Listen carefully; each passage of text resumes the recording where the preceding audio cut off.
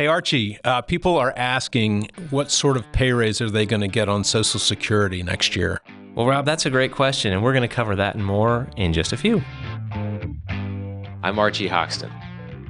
And I'm Rob Hoxton. And this is Last Paycheck, weekly wisdom to help you retire and stay that way. Welcome back to the Last Paycheck Podcast, brought to you by Hoxton Planning and Management. We're your hosts, certified financial planners Archie Hoxton and Rob Hoxton. And today we've got an exciting topic for you, Social Security cost of living increases. That's right. So 2025 is coming quick, and everybody wants to know what kind of raise they're going to get. So that's what we're going to talk about today. You know, what do we think is coming on the horizon? Yep. So I love this topic because for a huge part of the American population, it means a pay raise. Right. And everyone loves a pay raise. And I love to talk about pay raises. I like nothing more than to give the people we work with pay raises. Yeah. It's awesome. Fun. Yeah. Yep. And so, but maybe we could step back and talk a few things about how Social Security determines what that's going to be and what kind of an asset Social Security is, you know? Yeah, Social Security is really, really important. And it's especially important for anyone who's thinking about retirement, planning for retirement, and most of all, living in retirement and receiving those benefits. It is oftentimes a really critical part of their retirement income picture. Did you know that nearly 40% of Americans, retired Americans, rely solely on Social Security? That's according to the National Institute on Retirement Security.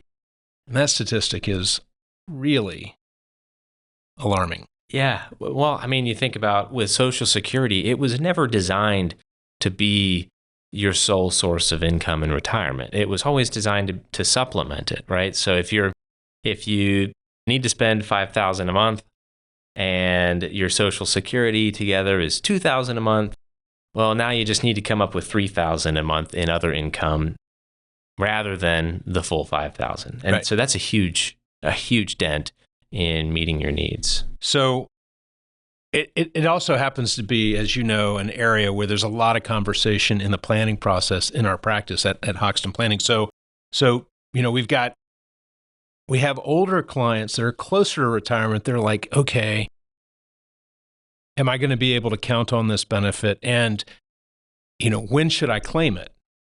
Right. And what sort of strategies are there to make sure I get the most out of that? And then we have younger clients who are going through the financial planning process and are starting to sort of do the visioning part of what do we want our financial future to look like? And they're like, I don't even know if we should plan for it because, you know, is it even going to be there once the baby boomers are done with it? Yeah. Right? Going to run through it. Darn baby boomers. And for the record, it. I am 2 months away from being a baby boomer. So I missed the being a boomer. So yeah. Well, I mean, but it's an amazing conversation to have because I have it all the time with younger clients. But it is really hard to plan without Social Security. Yeah, it is. I mean, it is a critical part. It's a huge asset in the whole planning thing. And, you know, the question of whether or not Social Security is going to be solvent in the future. Yeah. We cover that in some length in episode 44 of the Last Paycheck. Check that out if that's something that you're worried about. You know, we've been there before. This isn't our first time around the block, you know, talking about, are we going to have enough? And we managed to scrape our way out of it and get back on top. But yeah, it is hard to plan without it. And so it is a critical part of any good retirement plan. And it not only that, it's one of the largest assets that most people have on their balance sheet if you were to, you know, look at it as one total, you know, number, the capitalized value of your Social Security. Yeah, it's actually, I believe it's for the average American, it's a larger asset. If you were to record that, the net present value or the capitalized value of that future benefit, if you were to put that on your balance sheet, it would be for most Americans probably the largest asset. Yeah, absolutely. So there needs to be some love shown for it, right? Right. Because the value of that benefit depends in large part on some decisions that you make. Right. Right. When you claim it, how you claim it.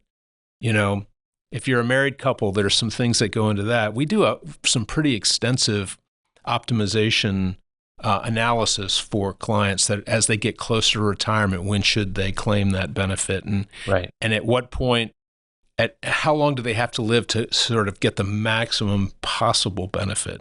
Right. And looking at your health history and your family longevity, like these are all important questions too, because then we talked about this in another episode at some point, but if you take the rule of thumb and say wait till 70 no matter what, and then you pass away at 69, well, then you just potentially missed your benefit. Yeah, they're not easy decisions to make because you're trying to make them with information that you don't really necessarily know about the future.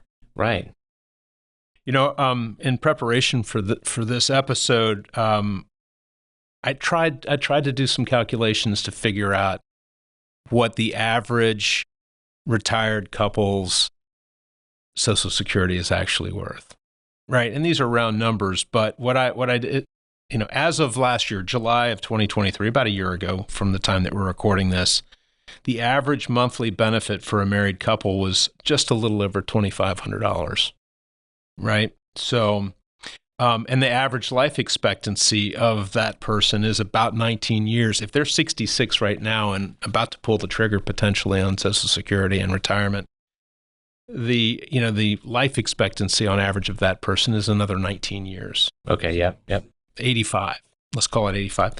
Women longer, men shorter, but just on average. Yep. And if we're assuming like a 3% inflation rate, which is kind of where we are right now, I would guess, and it's a little higher than the long-term inflation average. Then that capitalized. We're coming off of a pretty steep rise in inflation, though. True. Yeah, after a long period of sort of below trend. So right, that's what's in most people's recent memory is 3%. What are you talking about? But if we look at the long term, the big picture. Yeah, and especially if you keep in mind that inflation is a look at what's happened with consumer prices over the last 12 months. Right. So like in 2022, what do we have, like over a 9%? 9% inflation rate. So, and now we're at 3. So we had a 9% increase, and then we've had a 3% on top of that. It didn't like go back down. Right. So yeah, prices went like this, and then now they're just kind of going. They're just not going up as fast. Yeah. They didn't come down. That is an important, and I've seen that where people will kind of push back and say, well, no, inflation's not lower. Well, right. Inflation, we're talking about the rate of increase is lower. Prices are still higher. And that's why, inflation is, for like the last 15 years, inflation hasn't been a big topic on people's minds because when it comes to retirement planning, because it feels like a distant memory, like when inflation runs out of control. But it is one of the most significant retirement risks because it flies under the radar and then just rears its ugly head out of nowhere occasionally. Yeah. So that's why having income sources that can adjust for that, in addition to a portfolio that's managed in such a way that, it grows faster than the inflation rate. Right? Yep. It's important to keep that risk in mind, especially if inflation comes back down. People tend, if we eventually kind of get used to this new, set point for prices, and then, we could see it again.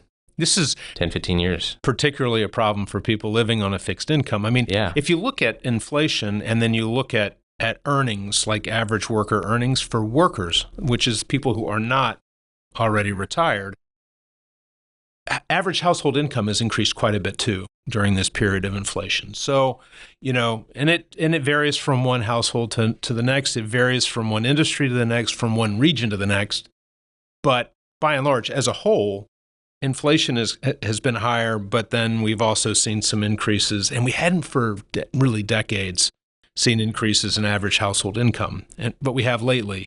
But getting back to the value of that Social Security benefit, if you were to capitalize that, which means that take the present value of that future income benefit, and if we assume that you're 66 now, you're an average couple living in America, and you're going to live for another 19 years. The capitalized value could be as much as $600,000. Easily, yeah. Yeah. So do you have $600,000 of equity in your house? Do you have $600,000 in your 401k? Maybe you do, maybe you don't. But arguably, Social Security is at least one of the largest assets on your balance sheet. Yeah. And you control, to a degree, how big that is. Right. Based upon how you plan as you get close to retirement age. Yeah. It's so important. It really needs, it's one of those, I always say, like, your most important assets for most people, you got Social Security, you've got 401k, you've got your house. These are the things that really need some extra TLC, and don't just kind of let them ride and just make the decision on a whim. Okay, let's get to what everybody really wants to hear about. Okay, right? People want to know what kind of an increase is, what kind of a pay raise are people on Social Security going to get in 2025?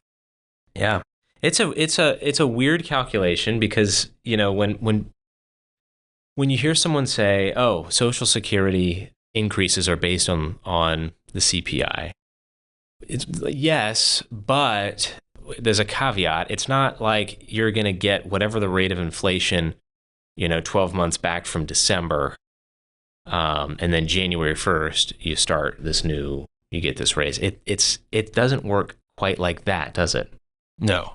CPI. So Consumer Price Index, in this case, it's the CPI-W, which is the Consumer Price Index for urban wage earners and clerical workers. It's an inflation gauge that's measured by the U.S. Bureau of Labor and Statistics. It measures the average, and I'm quoting, it measures the average change over time in the prices that workers are paying for a basket of consumer goods. So those consumer goods are everything from housing, energy, food, medical care, all of these types of services wrapped up in one package, in one basket. Think of like your shopping basket. And it's based on the change from the third quarter of one year to the third quarter of the next year. Yeah, and that's what I mean when I said it was sort of weird. It is kind of weird. You would think that it would just be a trailing 12-month from December to January of the previous year. But so for 2025, they'll look at the third quarter of 2023, and then they'll look at the third quarter of 2024. Which hasn't happened yet as of the airing of this.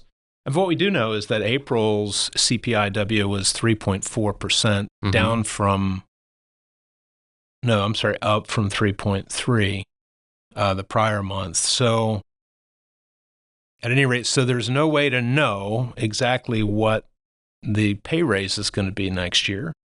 But we can feel pretty confident that it's going to be somewhere between 3 and 3.5%. Yeah. And part of it depends on what happens in the next 6 months. As we get into the third quarter, there is a possibility in which inflation goes way down, right? I mean, what the Federal Reserve has been doing brings it down, and then it could come in lower than that. In which case, everybody's pay raise would be lower. Right. Could be in the 2s. Yeah. And historically, generally these cost of living increases aren't very high. There are a lot of years where it's zero, right? And again, it's this calculation. And maybe inflation ticks up in the first quarter and then comes back down in the third. And so, you get this problem where you're not getting the raise that you expected if you're watching the numbers throughout the year. It really just depends on that. And it never seems like it's quite as high as what the inflation rate seems to be. Like the inflation rate. Now this is a different measure than the CPI-W, but if like in the summer fall timeframe of 2022, the inflation rate was like 9.3%, you would think there'd be a big pay raise. And there was in 2023. I think the pay raise was like 8.2. I think so. And then last year it was 3.2. Or for this year, it was declared last year, but for 2024, I think we're in agreement. It's probably going to be somewhere in that range again for this year because we still have the inflation. We're likely to see something in the 3 or slightly more % increase next year, but we're just not positive. So there's no way to know. I mean, we can also do an episode on who we think is going to win the Super Bowl, but there's a lot that can come into play, and so we're not in the business of predicting, but this is our kind of our best guess as a how do you set your expectations for what your raise might look like? Yeah, I'm going to guess that it might be easier than the Super Bowl. Yeah, right. But it's possible that the Fed chairman could, take a bad hit downfield and break a leg, and then that could screw up the inflation numbers, and then we end up with a different pay raise on the COLA for Social Security than we expect. So who knows? It could be higher than we expect. So it's hard to know for sure. But that's where we think we might be.